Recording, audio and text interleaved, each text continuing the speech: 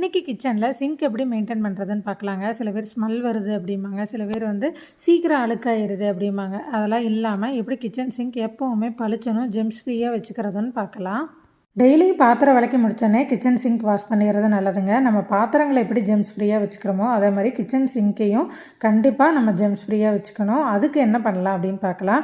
நான் இப்போ Dettol apply பண்ணியிருக்கேன். டெட்டாயில் ஃபுல்லாகவே அப்ளை பண்ணி ஒரு 10 நிமிஷம் நல்லா ஊறட்டும். ஏன்னா சும்மா சோப் போட்டு வாஷ் பண்ணிகிட்டு இருந்தால் மட்டும் பத்தாதுங்க, சீக்கிரம் அழுக்கு ஃபார்ம் ஆயிரும். டெட்டாயில் போட்டு நல்லா ஒரு 10 நிமிஷம் ஊற வச்சு கழுவிடுங்க. 2 நாள் ஆனால் கூட சீக்கிரம் அழுக்கு ஃபார்ம் ஆகாது. டெட்டாயில் வேணான்னு நினைக்கிறவங்க லெமன் போட்டுக்கலாம். ஒரு அரை லெமன் புழிஞ்சு ஃபுல்லாக அப்ளை பண்ணி தேய்ச்சி இதே மாதிரி 10 நிமிஷம் ஊற வச்சு கழுவிட்டால் எந்த ஸ்மெல்லுமே இருக்காது, ஜெம்ஸ் ஃப்ரீயாகவும் இருக்கும். கிச்சன் சிங்க் பார்க்க நீட்டாக இருக்குங்க.